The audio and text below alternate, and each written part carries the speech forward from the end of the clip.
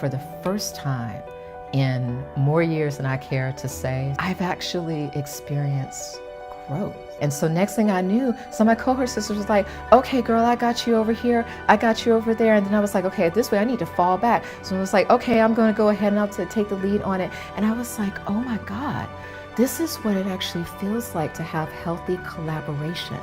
And all of a sudden, I felt this lightness of being. I started to feel myself grow. This program led to tangible career advancement. Our programs create individual and systemic change. It's ambitious and it's bold. So I feel like I can sit at the head of the table, which I do all the time now. Through this program, I was able to meet a short-term goal of growing my team to tell some of the most important stories of our current history. We've cracked the code on what holds women back by redefining from oppressive power over to generative and limitless power to. Women can embrace their phenomenal power to lead with intention. To heal marginalized leaders and counteract systems of oppression through cross-cultural racial healing conversations. To learn the 9 leadership power tools and make strategic leadership action plans. To brand their brilliance with clarity and to use their influence with confidence. We have the program and the proof, and we are ready to transform the systems that have held women back for too long. Hello, everyone. I am Jamia Wilson, and I am thrilled to welcome you to celebrate the 10th anniversary of Take the Lead. And as we kick off this anniversary kickoff, I just want to tell you a little bit about these two wonderful women who I'm sitting with today. We're having a conversation about women, power, and leadership. And I have been so lucky, so blessed to be mentored and supported by the sisterhood, friendship, and leadership of these two glorious Glorias. And you've both taught me so much, I could fill a dissertation. So I'm going to keep it short, but just to say that I met both of these Glorias over 2 decades ago as I enter the middle stage of my life, and I look back at what they have taught me about taking the lead and tapping into my power to uplift others through their example and through their words and through the friendship and support that they have for each other.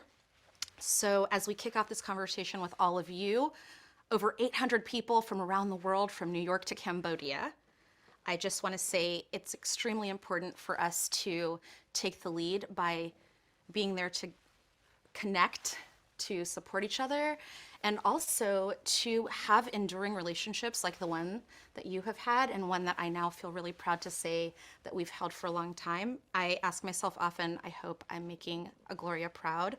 What would Gloria do? So you're also with us. We might be in the square right now, but imagine yourself in the circle that we're in with this beautiful space we're in today. We encourage your questions in the chat. They're just as important, and your leadership is needed in this moment to add to our conversation. And I also want to thank our generous sponsors and everyone who showed up today and took the lead by having this courageous and important conversation with us. So as we lead into that, I know a little bit about this, but I want to ask each of you this because every time I get to be with you both, I want to know more about what inspired you to be in this work and for so long. So first, Gloria Feldt, what led you to dedicate yourself and your life to gender justice and equality? And what was the click moment that ignited your work? I'd just start by saying, first of all, thank you to everybody who's here. I'm just swelling up with about to cry. That video, every time I see it, I just feel so pleased and so proud at the results of the work that Take the Lead does, and to have made it to 10 years is pretty cool. It's pretty cool. Would not have imagined 10 years ago that we would have gotten to this place and have done all the things we've done. So to rewind the tape and say how I got here, it started in my early life. I was a teen mom. I had 3 kids by the time I was 20. And then I woke up. And I started getting involved in community activities. And it was during the civil rights movement. And I saw that people working together could change anything. And I also saw that the women were doing most of the frontline work and the men were getting all the credit. And that was when I thought, well, if there are civil rights, women must have them too. And that's what I want to do with the rest of my life. And that really was the epiphany moment that led me through all the steps that have brought me to where I am now. And I had a 30-year career with Planned Parenthood, which was wonderful. And then I also had another epiphany moment about women and what I needed to do. I realized that until we have our fair and equal share of leadership roles, we will keep fighting the same battles over and over again and never winning them. And so that, to me, is our challenge today, because we've come so far, but we need to make it through to that next level and have women have fair and equal leadership roles and positions and power and pay. And then we will be able to say we have what we need.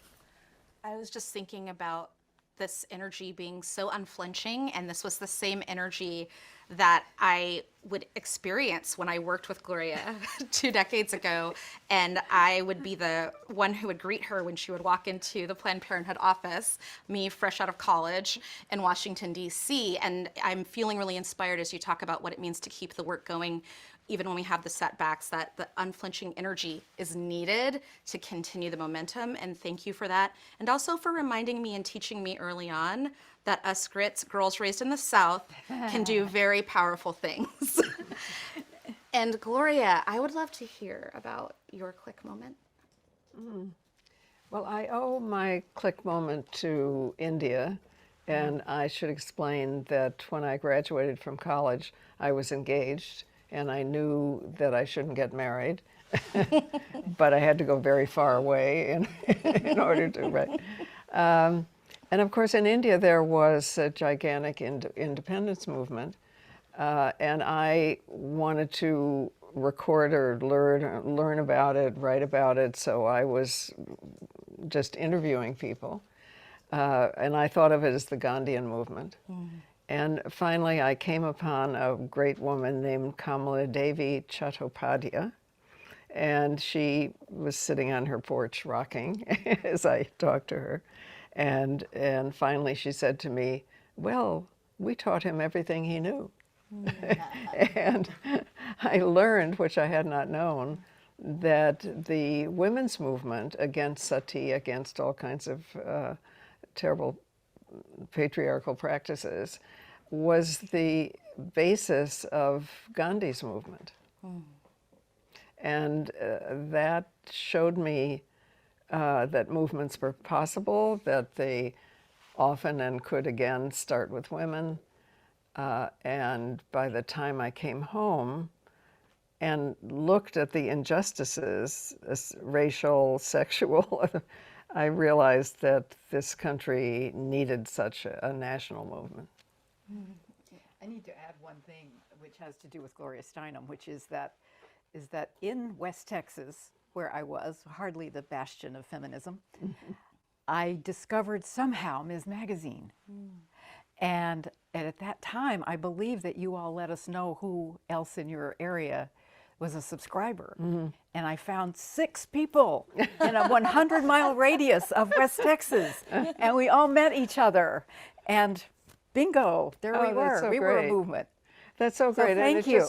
Well, it just happened because my mother had wanted to be a journalist. I always wanted to be. So I had been working as a freelance journalist, and that taught me that women's voices were practically nowhere in magazines. So we started Ms. Magazine on 2 pennies, and so, right. But if anybody is lacking faith in the form of communication that you have today, have faith. There are people out there who want to hear. That's right. Well, you just taught me something in talking about how Ms. was connecting people, because now I'm realizing women invented social media. We were calling that too.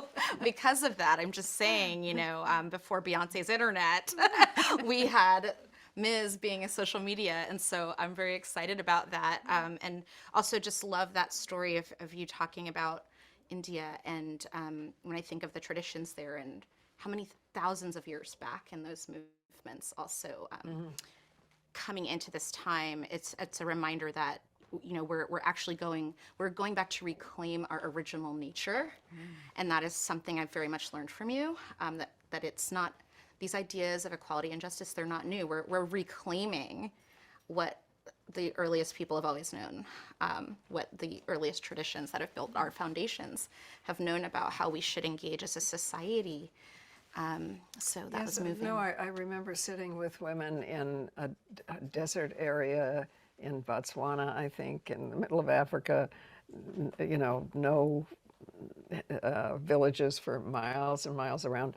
And they were showing me, this is the herb we use as an abortifacient. This is the herb we use to increase fertility. I mean, it's ever been thus, and patriarchy and racism have tried to suppress it, but it has always been there. Yes, and so it is. And Gloria, how do you define leadership? We're talking about leadership today, and it feels to me so expansive and also so simple. And so I'm really curious about how you... I have a short answer to that. Yes. A leader is somebody who gets stuff done. Yes. That's it. That's all you need to know. I love that. I love that. Okay, that means I think I can lead. Yes, you can. The point is that everybody is a leader from wherever they are. Yes. And it's really important for women especially to know that and to really feel that in their minds and in their hearts, and to understand that power that they already have. Yeah, it's about getting stuff done. Yes, especially to know that and to say it and to be supported by other women, because otherwise I'm sure right this minute there are all kinds of women working away and giving credit to their male bosses. Yes. Right? Yes. And I love it too that, in even just the conversation we've had now, the women whose names have been brought into this room, and that is a part of women's leadership. I also love that in this moment we're talking together, a group of people here, but that you're bringing in those voices as well. And I see that as an important part of women's leadership, and I've learned so much about that from both of you.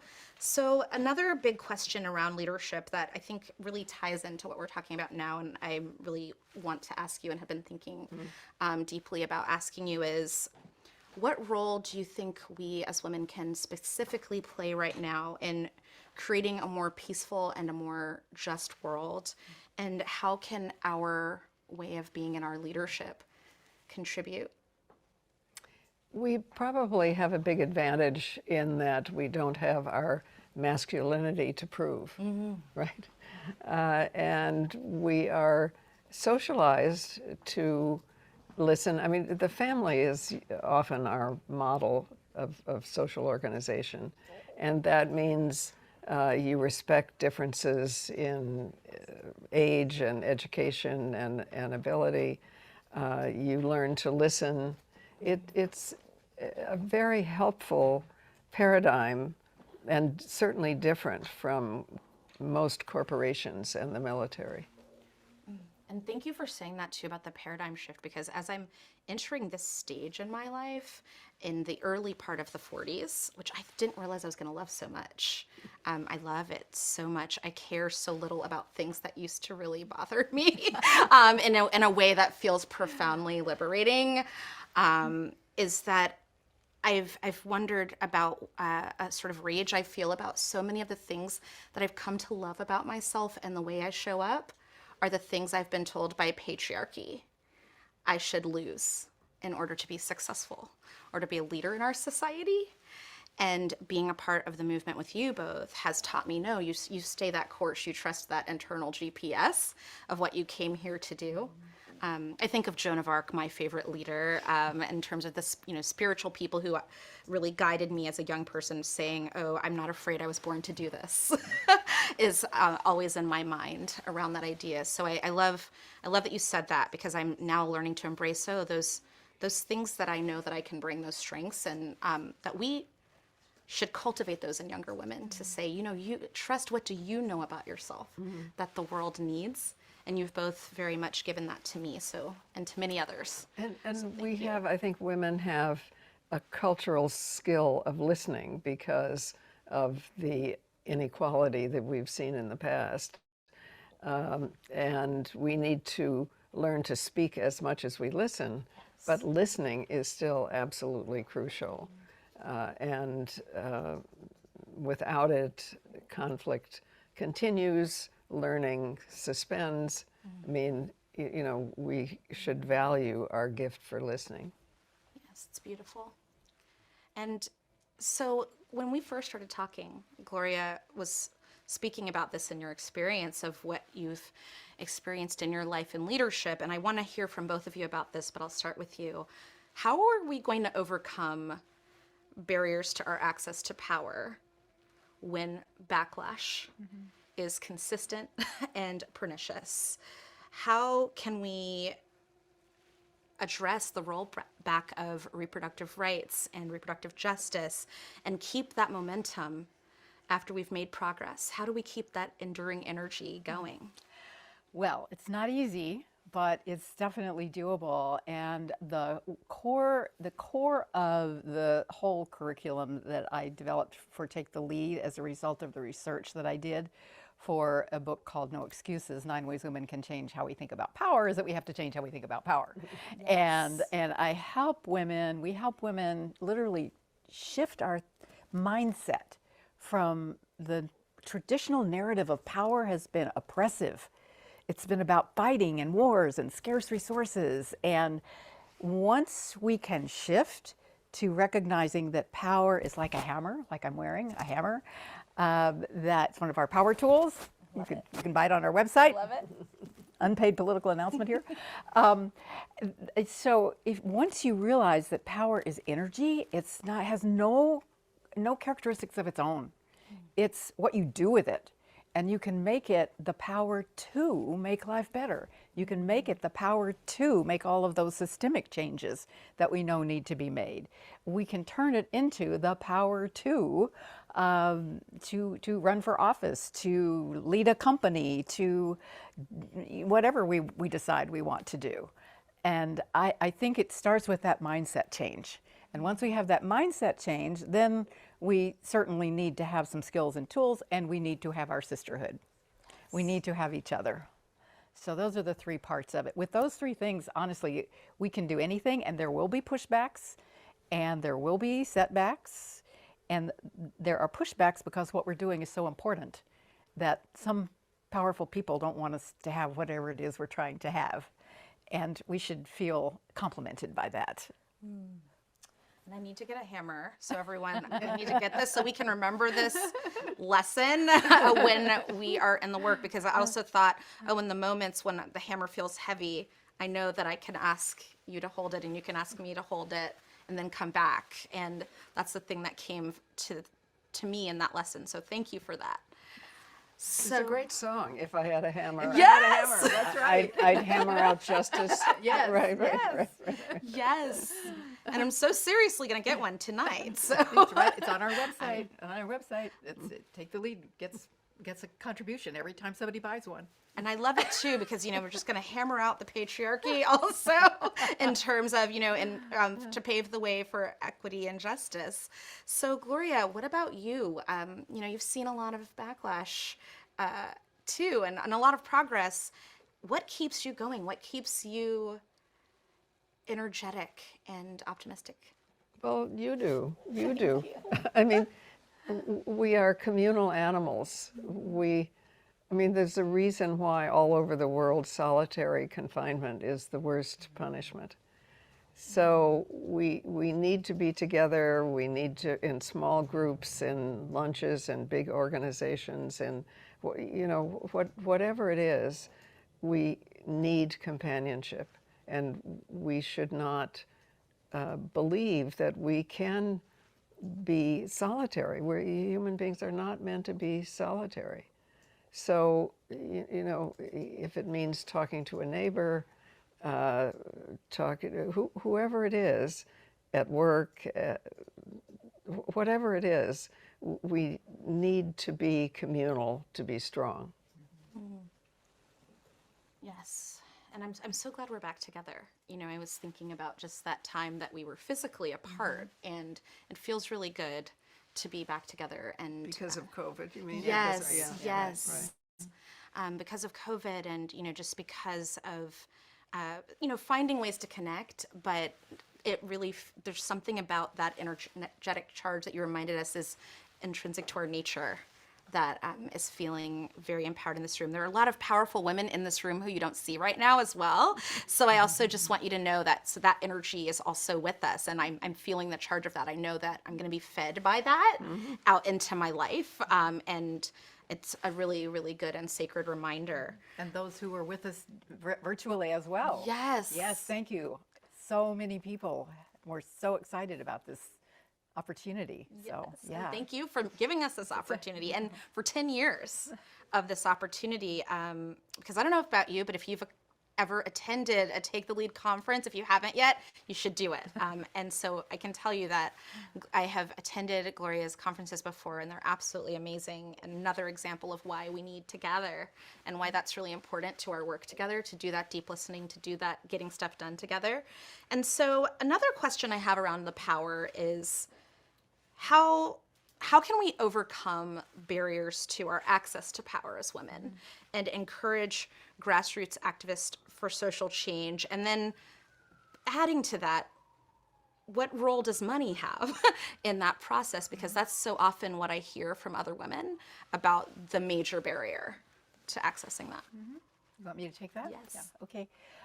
And Gloria, weigh in, please. I think what I found is that actually we have the power. We just don't always know it. And we don't always know it because for so long we have not had power. But by the time I was doing the research, like 12 years ago, it was already clear that companies with more women in their leadership were more profitable. Women were already earning 57% of the college degrees and had been for 2 decades. Money, we have the power of the purse. We are the ones who make the decisions about what the money of the family gets spent for almost all the time. And so, in truth, we actually had a lot more power than we thought we had. And so again, it's a mindset and a realization, and it's sort of like one of the things that I learned from movement building all those years is that very often you start a movement because you're not in power and you're trying to get whatever it is that you're trying to get. And sometimes you are at the place where you've actually won, but you don't know it.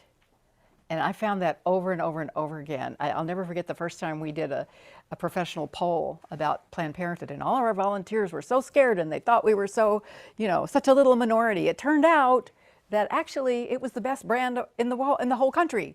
It was the most beloved. It was loved more than the Chamber of Commerce. It was loved more than either political party. It was like, but we are very sensitive to criticism, and so it's important for us to look in the mirror and understand how much power we actually have. And once we know that, then we can actually act on it. And particularly we can act on it when we act on it together.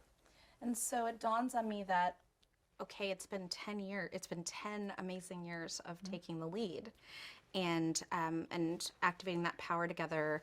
What does that mean to you in this moment? About 10 years we've had, and how that informs what's now and what's next? Oh.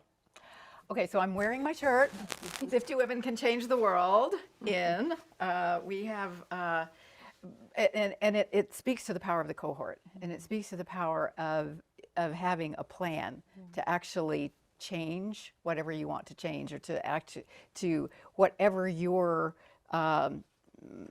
industry, whatever your cause might be. If you can think about power in this different way, and then you have some very specific tools to be able to navigate the world as it is, but you can change it. And you have your cohort. That's the formula that we have found is the most effective. And so as we look toward the next 10 years, that's our goal, is to do more and more and more of these 50 Women Can Change the World programs. We have done 10 cohorts of 50 Women Can Change the World so far in nonprofits. We've done law, we've done healthcare, we've done media and entertainment, we've done journalism. We just finished entrepreneurship, which is really fun. But there are several sectors that are particularly in need. The technology sector, the financial sector. I think there's probably a need also to really make progress in the sustainability and climate change area. So, and certainly in politics and civic engagement. And so those are aspirational. Those are aspirational. We have lots more to do.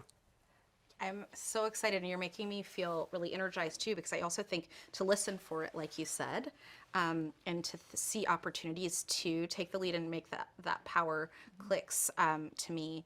My dad was just telling me about a dynamic new candidate in his area, and I Googled this person, and I didn't know they were a woman, and then I did, and I fell into the rabbit hole and thought, oh, I need to do everything I can to support them.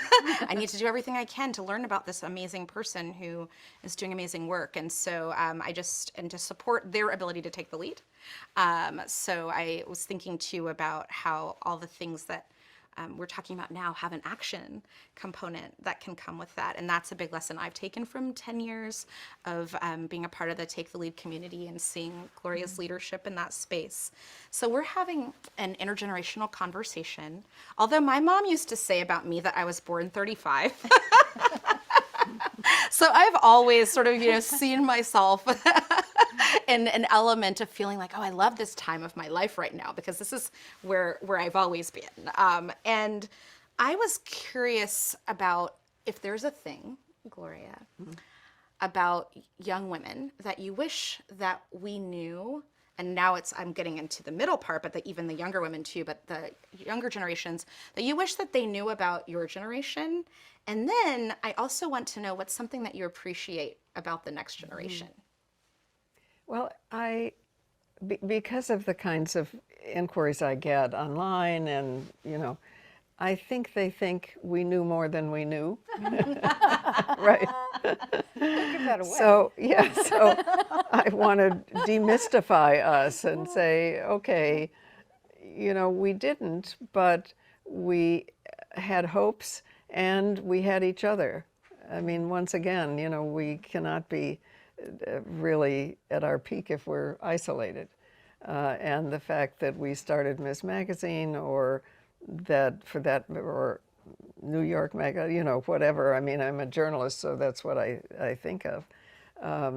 But that we started the National Women's Political Caucus, actually, which was composed of women of every description in both parties. It's helpful to have examples, but even if you don't have an example, think what you would most like to have happen.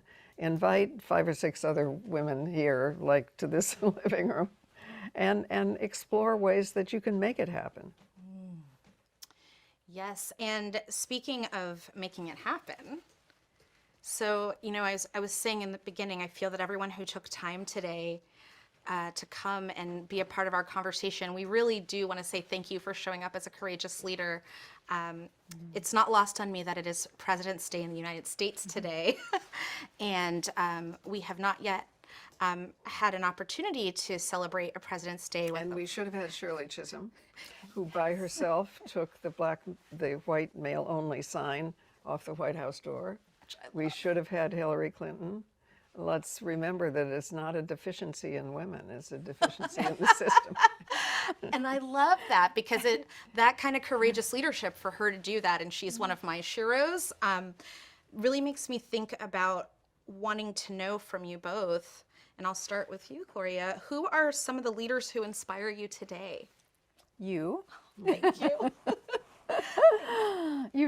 And I'm really serious about that, because of you exemplify someone who has a very clear set of values and the backbone to actually speak them and utilize them. And that's the kind of leader that I really resonate with. Oh my goodness, there are so many people. There's a young woman in this room named Brianna Franklin who is starting an organization that is dealing with one of the naughtiest problems, not naughty, problems that so many young people are facing today, which is their college debt, right? You know, so it's those people who are there to solve problems, I think, more than anything else. There's a lot of sparkle sometimes, but not as much substance. And I really resonate with people who are those leaders who are getting stuff done. Yeah. Thank you, and thank you for that. I'm taking that into my heart. It means so much. I actually, when I start so those who know me, I'm very into my spiritual practice. I start my day with a meditation, and one of the ones I do is to try to align with a strong backbone and an open heart. And a truthful voice and vision. So when you said that, I got chills that what I think I've been trying to call in for myself is coming through. Good. Thank you. It does. It does. It does. And I, you know, we just finished this cohort of 50 Women Can Change the World in Entrepreneurship. We actually had 75, but you know, who's counting? And I was so inspired by these women who are starting businesses, and in almost every case, when asked why, it had some purpose. It had some purpose beyond themselves. You know, yeah, they need to make money. They want to make money, and they want to make it a business that makes money. And I want them to make really big businesses that make a lot of money. But in every single case, their story about why they were starting that business had to do with something that they saw needed to be done in the world, and it had a higher purpose than themselves. I thought that was just fantastic. I love it too, and the reverberations of that, of what it means to do something bigger than yourself and how that is a way to be immortal, is something I think quite a bit about, which is why I think I like books so much. And Gloria, are there some people, today's leaders, who inspire you, who you'd like to bring into the space with us? Well, I think myself of Amy Richards, who is someone you both know, and who is young enough, I think, to be my daughter. I don't know, she walked into my door when she was a college student to help me with research, and she's been running things ever since. I think of my, more or less my age people, like Paula Giddings and Beverly Guy-Sheftel, who've just been always there doing it and supporting generations and generations of young people.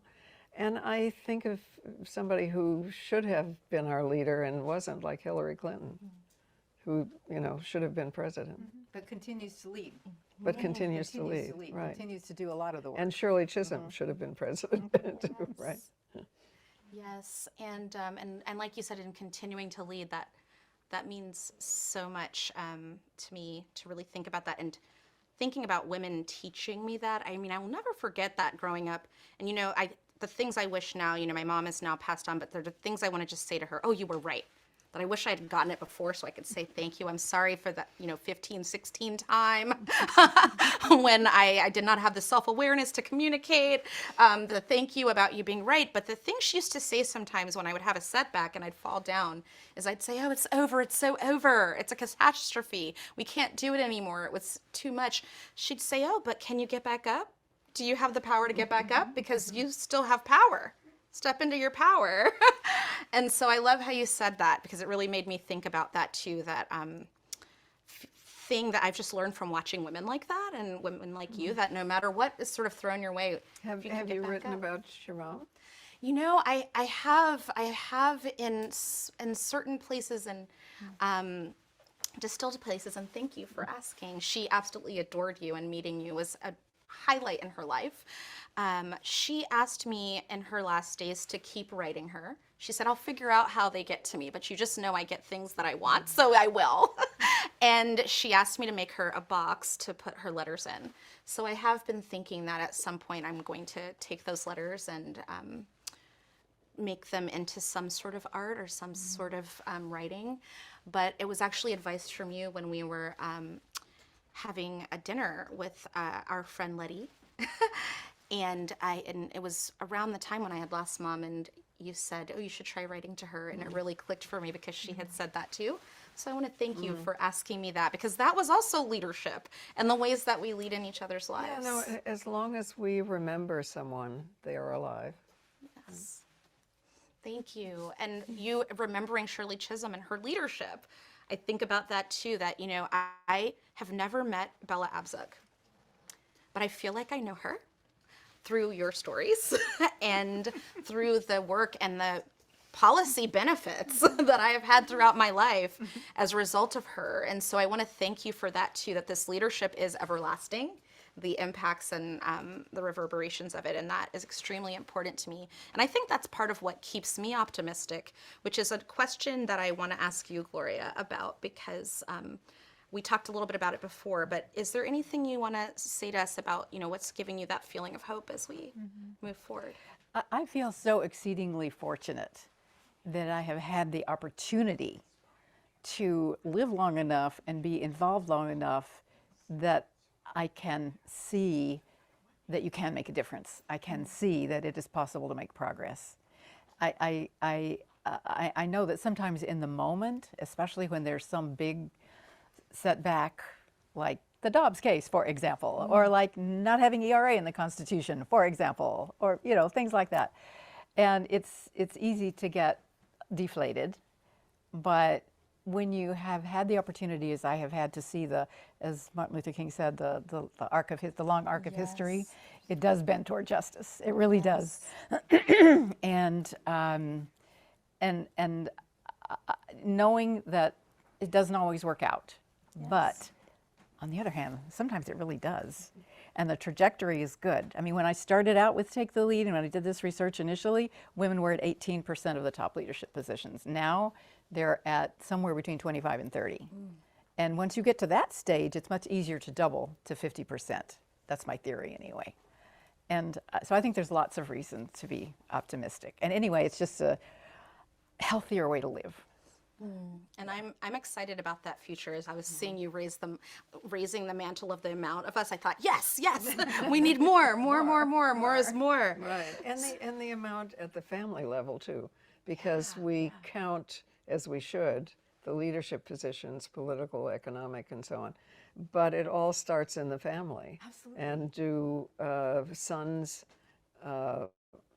get a chance to be as loving and nurturing to younger siblings? I mean, you know, there was once a program here in New York started by a child care center because the boys were so interested in taking care of babies. Because it made them feel responsible and so on. So it was called Oh Boy Babies was the name of it. That's so cool. But that, you know, that can happen at a family level too. Okay, so I won't whip out the picture of my grandson with his daughter, my first great-granddaughter, Ava. And it's so wonderful watching because he's totally involved.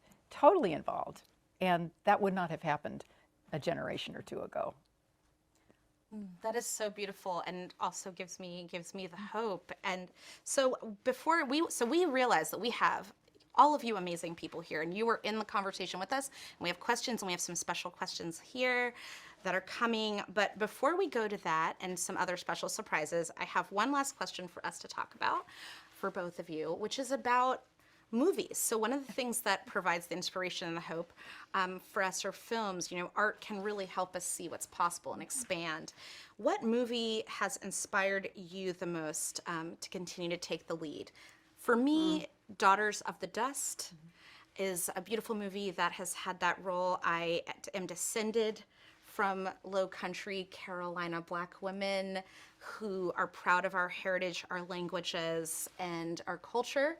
And seeing that movie, even though I was a young child, but also sort of watching my mom respond to seeing that movie and all of the things that were unsaid around her and her sorority sisters making a ritual of going to support this really showed me something about maybe not knowing the words yet, but saying, oh, I want that in my life. That's what powerful women do. What are those films to you? I don't know, because there aren't enough, right? So it's, I mean, I think of because at my age, okay, Audrey Hepburn in Breakfast at Tiffany's. Yes. Because at least she was out there being untraditional and having dreams and standing outside Tiffany's. Right. I don't know. What are there? I love her too. Yeah. I love her too. Okay, so this may sound flippant. What's inspired you? This may sound flippant, but it isn't. It's very serious. The Wizard of Oz.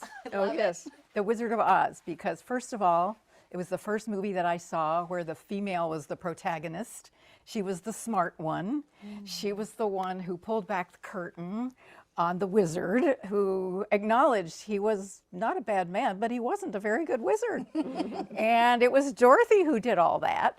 And so I actually wore my silver shoes today because a lot of people think her slippers were red because that was the Disney version. But actually in the book, which I read every single Wizard of Oz book, her shoes were silver. So there you are.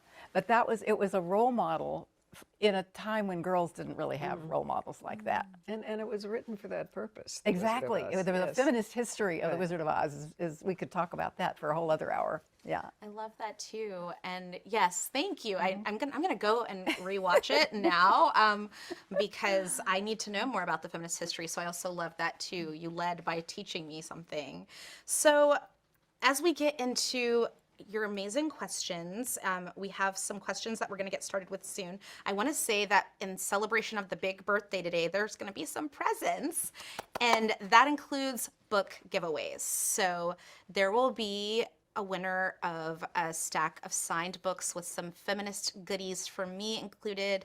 I had pins made for my book for young readers titled This Book is Feminist, and they have little buttons that can go with it. So you'll be getting a care package with that, as well as another book called Roadmap for Revolutionaries. As well. And so the winners of The winner of that one. of would be that, one. the winner of that book and some other goodies is Natalie Javadi. Congratulations, and I'll send you a special note with some other special love. And I also want to remind that those of you who are asking questions in the chat are being randomly chosen for these book giveaways. So Natalie, you might just be surprised that you just got a special gift, but it's exciting to be able to send it to you, and I want to thank you for your leadership. So the next thing I want to do is ask a question to Maggie McGrath, Okay. who is editor-in-chief of Forbes Women, who is going to share a question with us. Thank you so much. Hey everyone, it's good to see you again, Gloria. Thank you for joining us last year at the Forbes event. So as the co-founder of Ms. Magazine, you used the power of the press to share information about feminist ideals. But today we are in a more fractured media environment than ever before.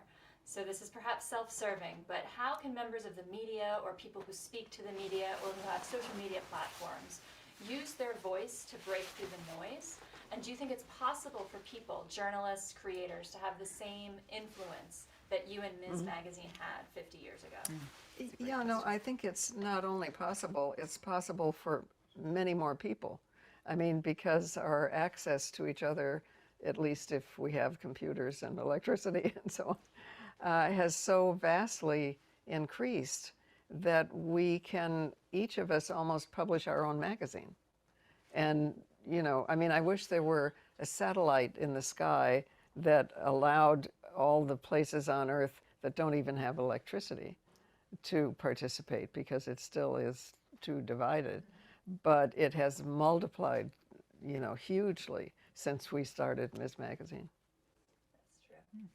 And then I have a separate question for Gloria Feldt. Yes, ma'am. We talk to so many founders and CEOs and investors at Forbes. A lot of people who have platforms. You're not picking up. Oh, never mind then. Keep going. Oh, Keep going. Well, I was going to say a lot of people who have platforms and power to speak but are afraid to use those platforms for fear of their board, their shareholders, or the public, you know, getting canceled. What's your advice to those people who have the power and platform to speak but aren't doing so? Jamia, can you repeat the question? Yes, so Maggie has a question about people who have platforms with which to speak, but there's concerns in an increasingly divided culture, in a culture of cancellation, and also I think just increasingly fraught climate on social media. What advice do you have for people who want to take the lead, be a active participant in conversations, who are feeling as if maybe pressure to stay silent? Is that what you're saying too? Or a CEO who could speak out in favor of equality, reproductive freedom, but has a board or shareholders and they feel hamstrung in maybe offering reproductive rights to their employees or coming out with a statement. So yes, people feeling fear around speaking truth to power because they don't have the institutional support to do so too. I would give that, there's actually two sides to the answer that I would like to give to that. One part of it is that we have a job to do. We have to let them know that they are supportive. We have to let them know that we will buy their products and services. We have to be organized, and we have to speak up. If they are willing to actually take a stand, we need to be prepared to support them in that. And I think too often we're too quiet about it, because that's just the nature of our beast. We're kind of like, live and let live folks, and we need to be proactive about it. And there, I will do a quick plug for one of our partner organizations, Gender Fair, that actually can tell us all where to spend our money with companies that actually do have family-friendly policies that actually do support the causes we support. And I think that's the kind of thing that we need to do to systematize it, so that people can easily find out where should I be spending my money, and that's what talks. That's what ultimately talks. The other thing that is important is the flip side of that coin is for there's hardly a company that can get away with not taking positions on things today. Now, they might have been able to get away with that, 50 years ago, when they would say the business of business is business, and they didn't take positions on any of these things. The employees today expect the companies they work for to have some kind of ethical positions, and they're going to be paying attention to it, and so do shareholders, and so do customers. So I think so companies and organizations and individuals can no longer just shy away from taking positions, because they're going to be called to task by somebody at some point. And so if they're going to be called to task by somebody at some point, they had better figure out which side of history they want to be on.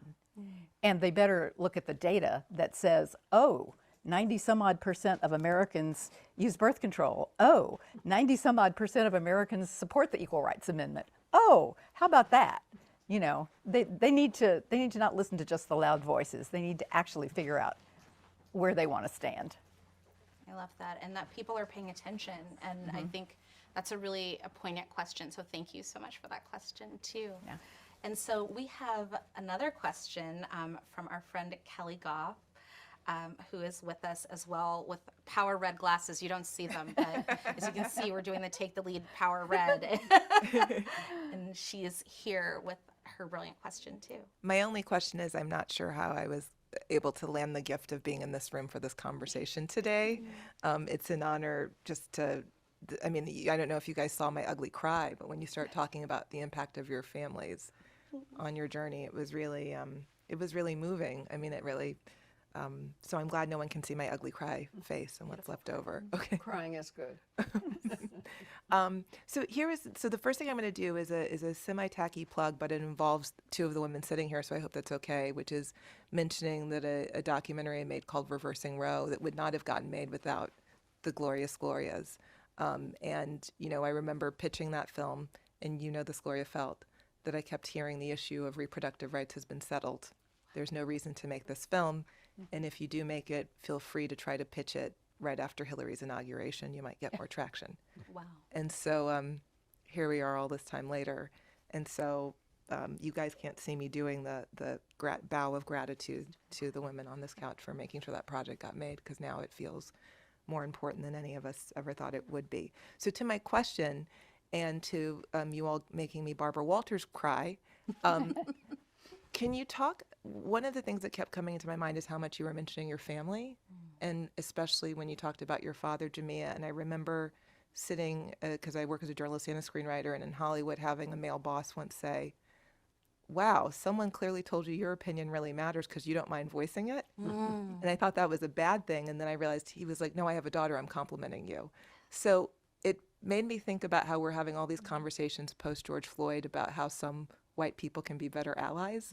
Can you talk about some of your tips for how men can be better allies in this journey? I'd love to hear. Well, when you say that, I think about fathers. I mean, you know, because what is most likely to form a woman's opinion of what is possible in the world is what she has experienced at home.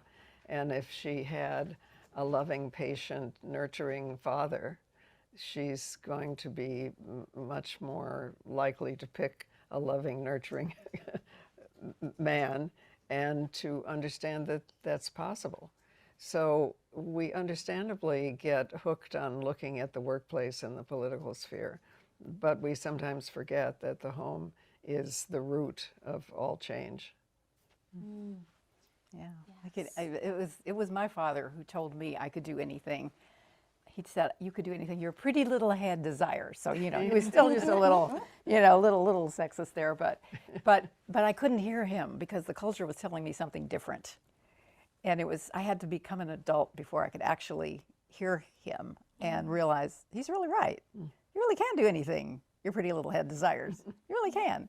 And he was the person who actually insisted that I go see The Wizard of Oz. It was like at a second-run theater in the small town in Texas where we lived. It had run its course elsewhere. He made me go. So, yeah. Thank you for even bringing that up. It makes me happy. It makes me happy to think about that. And to answer that question about how men can be better allies in general, when I am asked that question, which I often am by men, how can I help? And I always say, listen. Listen. Just listen. Yes. That's the most important thing. Just listen. I have to say one thing I'm really starting to, that I've been saying, but I'm really starting to have it seep into my bones is thinking, oh, this is a thing I've been saying that I really believe is close to the truth is when I was teaching undergrads, just, down the street at John Jay, I taught a gender studies class. And at the beginning of the semester, maybe half the class would raise their hand when I'd say who's a feminist in this class. It was a general elective, so not everybody, wanted to be there, I think. They had to find the elective that fit with their time. And then at the end of the semester, everyone would raise their hand. And I loved watching that. And I would, sort of lay out through the speakers and the syllabus all the different things. And I would always welcome discourse in the conversation. But I wanted to say that it's just one of the things that someone left me in a review has stuck with me, and he said, the thing that made me decide to be a feminist was when you said that was in the best interest of men to access our full humanity by embracing equality and justice for women and for everyone. And that is something I think about a lot, that it is actually important to be a good person and a good human and caring and empathetic about the experiences of others. And it's in the best interest of everyone to care about everyone else's liberation and thriving as well. And that is leadership when men do that and model it to others. That answer kind of said it all. I got a nudge from the rest of the team here, so I'm going to try to do, it's like the speed dating version of asking questions. We are in a unique moment for democracy and rights, asked one of the people on our chat. What should we do differently this election year in the U.S.? Well, I don't want to assume it's different because some people have already been doing this. But if we don't vote, we don't exist. And to convey that message in a supportive way to our family members, to our neighbors, to the cop on the corner, to the mailman, whoever it is absolutely crucial. That sense of involvement and that source of power is crucial. Yes. Jamia, you also mentioned supporting someone who is running for office. And that's the elections are the culmination, but there's a beginning. You know, there's like the day after the last election, the next one starts. And so it's incumbent upon us also to be paying attention and to support those who share whatever values we bring to the table. So a follow-up to that we just got from the chat as well. What do you say to those who believe that in the context of 2024's macro issues such as inflation, climate change, global conflict, that reproductive freedom is, quote, less important to focus on and fight for? But I mean, reproductive freedom is the single most important issue in climate change, because how populated the earth is, or how overpopulated, how we are using resources, is the most crucial question. They're just not disconnected. I hope whoever wrote that heard that. How about let's do another book giveaway? Yes, Okay. I love it. All right, so Deborah Levine is going to receive No Excuses, 9 Ways Women Can Change How We Think About Power. All right, we got lots of good stuff here. It's a really good book, and you learn about the power tools. That's right, you'll get all 9 power tools. And Mandy Sangera asked on the chat, how can we empower the next generation of leaders and feminists? Oh my. By example, really. I mean, you know, there is all this gendered mythology about how women are supposed to be good listeners, and, you know, that you'll turn boys and men away if you're too ambitious. I don't know. But who wants a guy who wants an unambitious woman, right? So send out the signals that are going to express you and also attract someone you care about. Yes, and I just want to say, do what both of these women have done for me. If you're someone who has entered a stage where you have a lot of wisdom and vision about life, you've had a lot of experience, and you have the resources to mentor someone and to be a role model and to be an active partnership with the next generation, it's really important. I was just telling Gloria Feldt the other night that my mom would say to me all the time when I would say I would see either of you, or also our friend Carol Jenkins, she would say, oh, tell my gals that I said hello. I just love my gals, you know, and I love that they are mothering you. And I just love that about her, that my mom was so generous in spirit, and she was that way to other people and her students around saying, yes, you need other women in your life to help guide your way. And it was about more is more. So I want to say that if you are, and I think I try to do that now, if you are someone who can give of yourself in that way to someone who is also emerging into their next phase, it's really beautiful. And I'm really just grateful for what it's meant to have you both in my life. No, well, and you are rewarding encouragement, and thank you for that. But I also am motivated by seeing wasted talent. Because, you know, my mother, who could have been and should have been a great journalist, really never had her say in life or her career, and it was very hard on her. So in both cases, it's motivating for us. And Her Life inspired a beautiful play, which I saw and I think inspired a lot of women, because for those of us who didn't know that backstory, I mean, Gloria Feldt knows because we saw the play together, that when she got, I don't do this that often. Apparently, it's only related to my parents. I started weeping, right when we got to the part about what your mother gave up, because as someone who had a mother who picked cotton and grandmother who was brilliant and only got through elementary school, there's something really profound about, as I like to say, representing in the rooms I'm in for every woman who never got a chance to set foot in those rooms. Yes. Thank you for that, because I had a grandmother who picked cotton too, and I think about her all the time as one of the smartest people. That's right. I have ever met, who's taught me a great many things, from how to clean a fish to how to read great books and talk about them. And so, you know, I wanna thank you for that, because I feel like that work ethic and determination came from watching her, you know, in her 90s doing farm work in the winter with no shoes on, you know, and that we sometimes see leaders in a very monolithic way, but that the leadership comes in multiple dimensions. Yeah. Thank you. So is knowledge. Right? Yes. So Nicole Prescott asked, How can allies help raise up Native American women?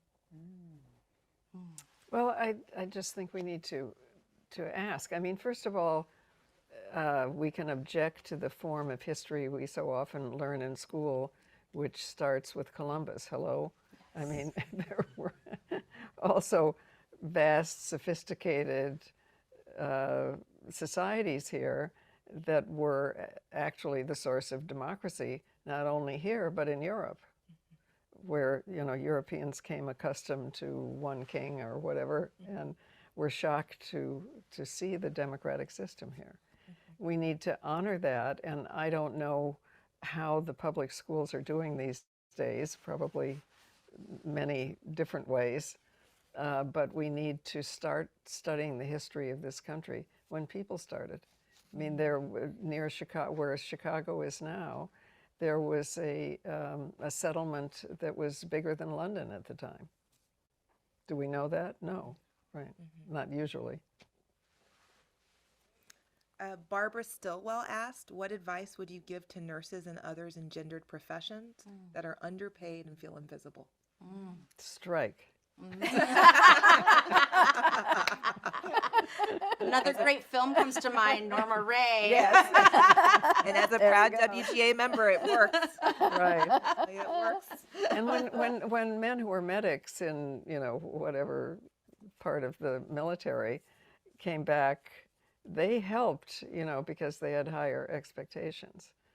So no, there's a hospital 2 blocks away. It cannot exist without its nurses. I'm happy to march with any nurses anywhere. Right? It's another know your history kind of thing too, because particularly in the area of women's health, women were in charge, women were in control for centuries. And but once the medical profession got, quote, professionalized, the men started taking over and took power away from the women. And we must not let that happen. I mean, I think that's the thing, is we must be alert to it and not let it happen, and form 50 Women Can Change the World cohorts and just go, you know, the strike and do whatever we need to do, because at this point, the healthcare system would completely collapse without nurses. There would be none.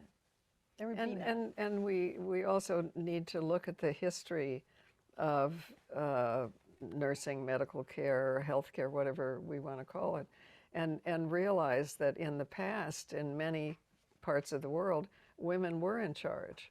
And the way women got charged with being witches, for instance, and eating babies was that women would go into a place of healthcare pregnant and come out unpregnant, right? So it's there in our history to find and to honor. Hi, Maggie. Hello again. I have the next one. I have a mic this time, so I hope right. folks at home can hear me. I love this question because I think about money and the pay gap all the time. What role does money play in advancing gender equality? That comes from Jackie Zahner. Oh. What role does money play in advancing gender equality? Jackie could answer that. Jackie could answer it. And I just want to say, Jackie is one of our sponsors, and I'm going to again thank all of the sponsors who are enabling us to do this program. So go for it. Well, I mean, money is one fairly universal form of power. And if that is not equal for equal effort, I mean, if we're living in a system in which now I think it's still true that men get paid more for being parking lot attendants than women get paid for being childcare attendants. Do we really love our cars more than our children? I don't think so. So we need to look at work that is the same and also comparable. And I want to say, just as you answer this, talking about money like we're doing right now, I think is extremely important, because so many of us have been taught about stigma for talking about money, or being vocal about money with each other. And I want to say that Gloria gave me some excellent and investment advice yesterday. And so I had to just say that. Thank you for that, because that was mentorship. It's true. It's true. Talking about money is important, and learning, excuse me, learning about money is very important, because financial literacy is very important. Knowing, understanding it, not being afraid of it, and it's the relationship that we have with power is very similar to the relationship we have with money.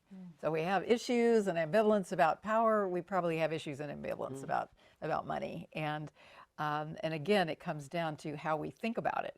And if you realize the opportunity that money gives you to do good things in the world, then it takes on a completely different complexion. And I find that women are much more ready to say, oh yeah, well, I want that. And it's also true, not only in the outside world, as you're saying, in money, and so it's true at home. I mean, I remember lecturing someplace, and we were in the middle of a lively audience discussion, and there was a woman in the front who was not saying anything, and I thought I feared we were offending her. And finally she got up and she said, well, when my husband leaves his underwear on the floor, I find it quite useful to nail it. I love it. I love it. And I never forgot that woman.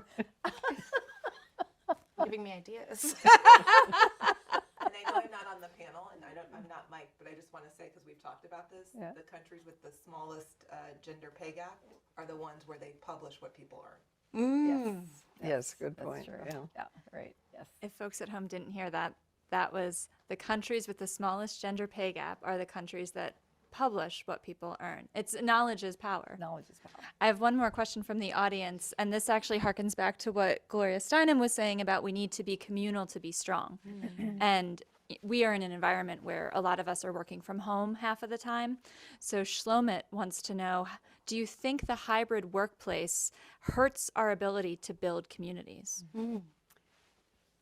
Well, we all live someplace, and chances are that it's not a sex-segregated place. Chances are that we can find friends and colleagues and revolutionaries around us. So I'm not sure the situation she's talking about, whether she's working at home because of COVID and the lasting impact of COVID. But wherever we are, unfortunately, we are not racially integrated in the way that we should be and could benefit from. But we are certainly gender integrated. Yeah, I think it's all about what you do with it, because I love the flexibility that working from home allows some people. I mean, we know it has allowed people with disabilities, for example, to be able to get jobs they wouldn't have been able to have otherwise. We know that in families where there are young children, it can be very helpful to enable you to do your work and stay in the workforce while also taking care of children and maybe not paying $10,000 a month for childcare. But what that requires then is to be proactive, I think, and to make sure that you do have a community and that you do have lunch with people on a regular basis. I'm a great believer in lunch. Yes, and I'm a hybrid human, so I can just say that I, as someone who identifies as neurodiverse and disabled, really like the flexibility, because I actually think it makes me more productive. Having my work set up in a way that is related to accommodating my needs, I think actually adds to my workplace. And then I'm really intentional, like you said, about making that time to connect and socialize. So when I'm in the office, I'm actually doing a lot of meetings, I'm connecting, I'm collaborating, or I go in for projects and creative engagement. But especially because I work in editorial, there's something that I really get out of being able to really focus in my space, which is how my brain works, because I'm sensitive to my environment, that has actually been improved by having that. And what I love about it, which I think is related to women's leadership around the idea of that flexibility, is that, what would it be like if everyone's needs were met, or if we had environments where everyone could show up as their best? And so as someone who does identify as neurodiverse, I talk about it, and I talk about that in the workplace to say, because I have, positional power to talk about it. And I'm trying to use that privilege to say, oh, I'm neurodiverse, and this is the thing I really love about having this option. And this is, I can have all my different screens because I'm blind in one eye, or that kind of thing. So I'm really glad that you asked that question, Slomit, because it's something that's important to me as an issue that we should talk about. I feel like I'm thriving by having both options. Great answer. We have more questions. We have more books. We have more books to give away. One more, and then I can Okay. pass the All mic. right. This one is one of mine. Again, selfish, because watching Dobbs come down after growing up with Roe, it's hard to watch your rights disappear. So what will it take to enshrine reproductive freedom into our laws and Constitution? Good question. Well, obviously, we all have to treat reproductive freedom as at least as important as freedom of speech, whether we're male or female or whatever group we come from. I mean, nothing could be more personal, more predictive of overall health than our ability to control our physical selves. And if that is not provided by clinics or whatever the law where we are, disobey it. I mean, there are networks of people driving women to other places where the choices have been preserved. We could become the driver or the driven. We just can't take no for an answer. And it goes back to your previous comments about it's important to be engaged, to vote, to pay attention to what policies people support, and make your decisions accordingly. Because if you don't, what did you say? If you don't vote, you don't exist. You don't exist. I'm going to remember that. That's another wonderful Gloria Steinem-ism that will be repeated elsewhere. We have some more book giveaways. Okay, we have some more book giveaways. Yes. So Debbie Howard. Okay, Debbie Howard is going to get Intentioning.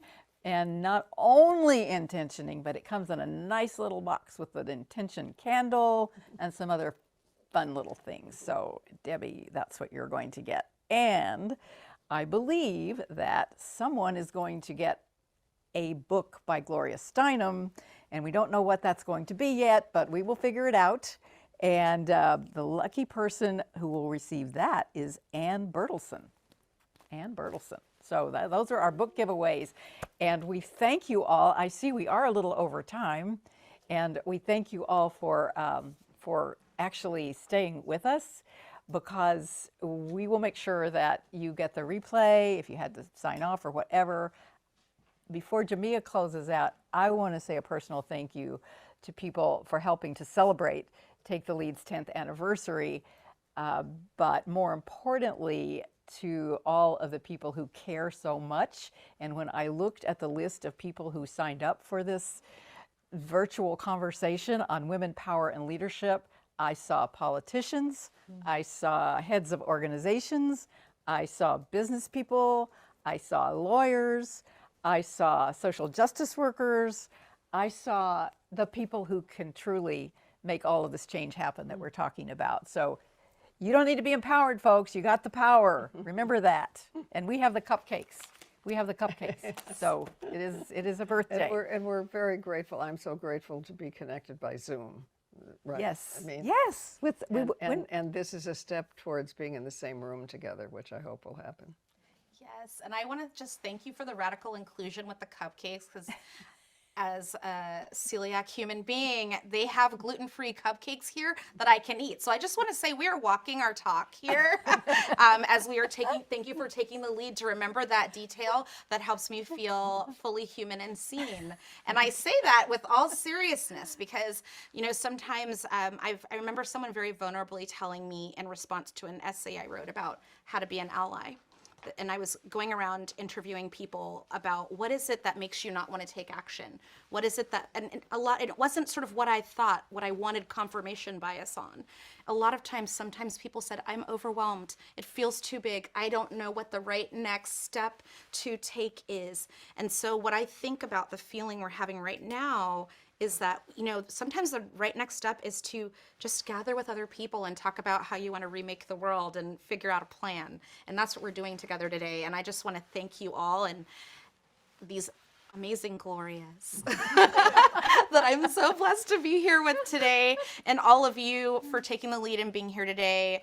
Wishing you a leaderful week, and hope that each of you will, as we like to say, my people in the Carolinas, be a blessing to somebody in your life by taking the lead and also helping someone else by reflecting their leadership and their potential for leadership back to them. Thank you for a beautiful conversation. Thank you. Thank you, Jamia, for doing it so beautifully. Thank you. Thank you. Yay.